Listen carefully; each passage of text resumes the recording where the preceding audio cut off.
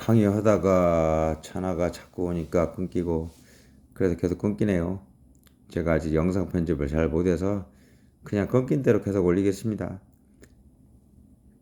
아까 연화조 등의 건축물은 15년에서 25년이고 철근 콘크리트조 등의 건축물은 30에서 50년인데 공장 창고 같은 경우는 좀 반쯤 줄여준다는 말씀드렸고, 그 다음에 이제 건축물 부속 설비가 있어요. 건축물에 이제 붙어 있는 기계 설비 이런 것들은 기본적으로 건물로 잡는데 구분할 수 있으면 업종별 자산의 내용 연수가 적용 가능하다. 그리고 가로 열고 원칙은 별표 5라고 돼 있죠. 별표 5는 건축물을 말씀드리는 거예요. 그러니까 이제 그 철근 콘크리트 건물 건축물은 30에서 50년인데 그 안에 있는 부속 설비가 기계 장치가 있다. 그리고 별도로 그 금액 구분이 가능하다.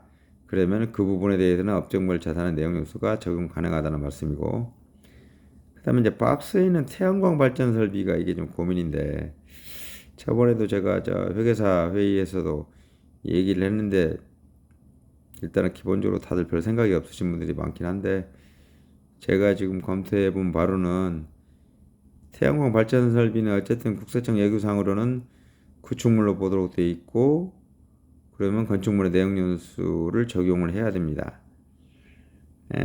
이제 어떤 이제 회계사는 그런 논리를 얘기하시는데, 그쪽 별표 5 쪽에 그 법인세법에 보면 조항이 어떤 조항이 있냐면, 건물 중에 발전 설비는 50% 단축할 수 있다 이렇게 돼 있는 게 있거든요. 근데 문제는 사실은 건물에 대해서만 나와 있는데, 국세청 얘기는 태양광 발전 설비를 건물로 보는 게 아니고 구축물로 보도록 돼 있어요.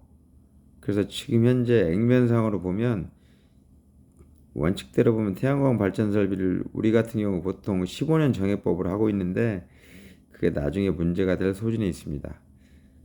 저도 이제 일단은 나중에 문제가 되면 건물에서도 발전 설비에 대해서 50% 단축을 하는데, 이 태양광 발전 설비 자체가 사실은 일반 건물처럼 30에서 50년을 적용하는 것은 논리적으로 문제가 있지 않냐라는 것을 제시를 하면서 대응을 하긴 할 건데, 현재 상당히 조금 꺼림직한 부분이 있는 건 사실입니다. 일단 알고 계시고요.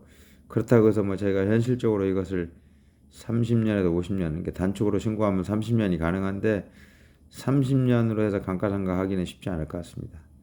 아직은 다른 회계사님들도 보면 다 15년 정도 보통 적용하시는 걸로 생각이 들어서 그건 저희도 그냥 그대로 따라서 하는 걸로 그대로 하겠습니다. 그리고 그다음 내용은 업종별 자산이 2개 이상 업종의 공통 사용 자산은 주업의 내용 요소를 적용한다는 건 특별한 내용 없고요. 그다음에 이제 세무 조정 감가상각비 아까 말씀드렸듯이 감가상각비의 세무 조정은 반드시 결산에 반영해야 된다. 결산 조정의 원칙이라는 것은 장부의 감가상각비로 회계처리를 해야 된다는 말씀이고, 그 다음에 각각의 개별 자산별로 시인과 부인을 계산한 다음에 오버되면 상각 부인액, 그 다음에 부족하면 시인 부족해서 송금치인 하거나 그냥 놔둔다 이 얘기인데, 요거는 이제 기본적으로 이제 좀 경력 있는 분들은 다 하실 거고, 요거는 지금 설명드리는 건 그렇고, 신규 직원들은 이게 잘 모르시면 다음에 신규 직원 강의 시간이거나 별도로 저한테 문의하시면 말씀드리겠습니다. 다음 페이지 넘어가겠습니다. 그리고 신규 취득자산, 예를 들어서 3월 15일 날 취득했다 그러면 그걸 한 달로 볼 거냐 안 볼 거냐는 초월 산입이고요. 기본적으로 세법은 그냥 여러분들이 그냥 아실 게 초월 산입, 초일 불산입이 기본 원칙입니다.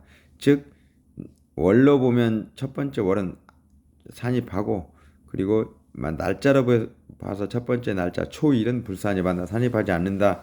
이게 세법의 대원칙이라는 정도는 알고 계시면 도움이 될 것 같고요. 그 다음에 전기 오류 수정 손실 이익 잉여금 항목에 있는 걸로 처리했을 때 어떻게 되냐.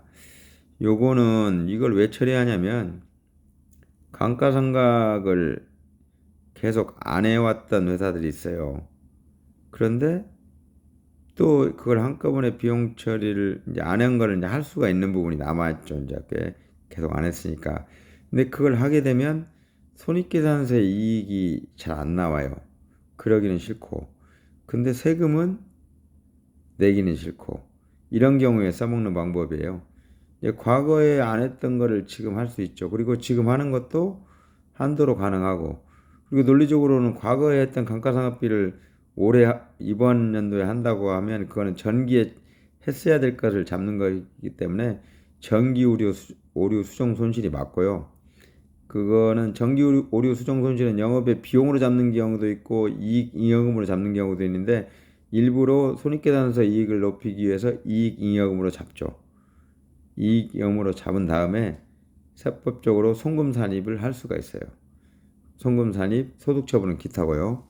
송금산입을 하고 그 다음에 이제 한도 초과 여부를 다시 계산해서 한도 내에 있는 경우는 비용 인정되는 이런 이제 구조인데, 요거는 뭐 신규 직원들은 좀 내용이 좀 어려우실 건데, 이제 경력 직원들은 많이 해보신 걸 거예요.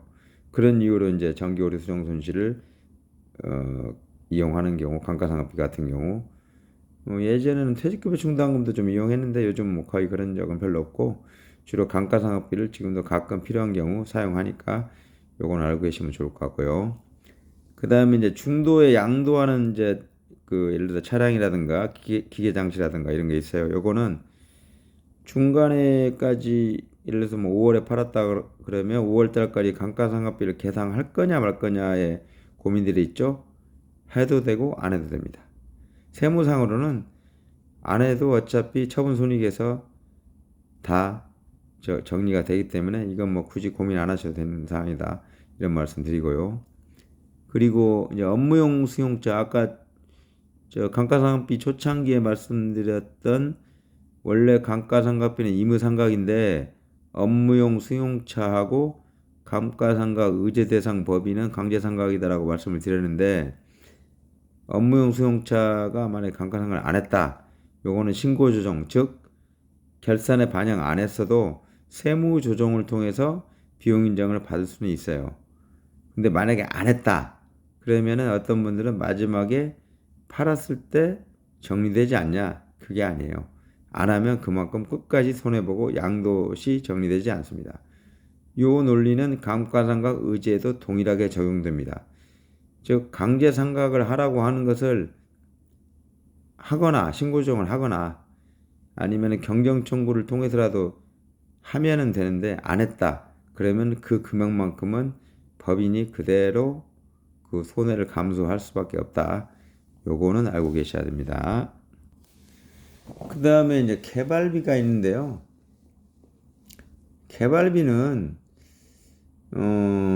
기업에게 상으로는 거의 비용이에요. 그러니까 삼성전자가 거의 대부분의 비용을 개발비를 비용 처리하고 있고요. 바이오 회사들 있죠? 바이오 회사들도 거의 대부분의 회사들이 다 비용 처리하고 있어요. 그래서 사실은 이 자산으로 계산하는 게 굉장히 엄격한 기준에 따라서 해야 돼요. 그리고 이제 자산으로 만약에 그 세법에 정한 자산 그 계산 기준에 맞춰서 계산했으면 그 다음부터는 이제 결산 조정으로 의무상각이 가능한데 실제로 우리가 기장하는 업체에서 그게 가능한 회사가 있는지는 매우 의문이에요. 그래서 이제 그거나 한번 고민하셔야 되고 그 다음에 이제 뭐 판매 시점부터 상각이 가능하고 판매 시점 전 뭐 개발 취소의 경우에는 일정 요건하에 개발 사업 취소 연도에 장부상 전액 비용 처리 가능. 요거는 현실적으로 요걸 적용할 만한 회사가 있을까에 대한 의문점은 있습니다. 그래서 이제 결론은 뭐냐? 우리가 이제 오래된 좀 약간 벤처기업 같은 경우 아니면 건설회사 같은 경우도 그냥 재무 비율 때문에 개발비로 잡아놓은 금액들 있잖아요. 그거는 이제 워낙 오래되기도 했고, 원칙적으로 말씀드리면 예를 들어서 2010년도에 원래 비용인데 그냥 개발비로 잡은 것들이 많아요. 그거는 지금 와서도 감가상각 안 된다고 봐야죠. 원래대로 하면 그때 당시에 비용으로 경정 청구를 해야 되는데 2010년도 거는 당연히 경정청구 기간도 지났기 때문에 그것도 안 되는 거고. 그렇다고 해서 지금 와서 감가상각을 하려면 세법상 세무상 개발비 자산 계상 요건이 돼야 되는데 그게 되어 있을 확률은 거의 없고. 그래서 비용으로 향후에도 처리하기는 힘들고, 이제 굳이 이제 앞으로 사실은 자산성이 없는 것이 자산으로 잡혀 있기 때문에 향후 뭐 저기 상속이라든가 아니면은 저기 그 비상등 주식 평가에서 불이익이 생길 수 있어서 언젠가는 그거는 정기 오류 수정손으로 잉여금 그 잉여금 항목 그쪽으로 처리하고 떨어야 될 것 같아요. 저도 계속 고민하고 있는데 이거는 물론 그때도 이제 회사가 원해서 했던 거긴 한데 좀 아깝다는 생각이 듭니다. 일단은 개발비는 현실적으로 그냥 놔뒀다가 나중에 이익잉여금으로 결국 정기오류 수정 손실로 떨 수밖에 없지 않냐 이런 생각을 하고 있고요. 그 다음에 이제 감가상각의 의제, 이거는 감면받는 회사는 그러니까 대상이 창업중소기업 세액감면하고 중소기업 특별세액감면 뭐 그 나머지도 있는데 일단은 우리가 보통 해당되는 게 이 두 가지 감면인데, 감면을 받으면서 감가상각을 안 하면 감면을 많이 받겠죠. 이익이 많이 생기니까. 그러면 안 된다는 얘기예요. 그렇게는 국세청에서 인정 못 해주겠다는 얘기니까 논리적으로는 맞죠. 요거는 이제 추계 시에도 해당되고, 근데 추계 시에도 건축물은 뭐 제외되기 때문에 특별한 문제는 없습니다. 그리고 신고 조정으로 송금 산입이 가능한데 이것도 업무용 수용차와 마찬가지로 안 하면 안 한 만큼 본인이 손해보고 양도시 정리되지 않습니다. 요거는 이제 만약에 대상 기간이 경정청구 기간 이내면 경정청구해서 정리해야 되는데 뭐 그럴 만한 회사가 얼마 있는지는 또 따져봐야 되겠죠. 자, 여기까지 감가상각비 강의 마치겠습니다.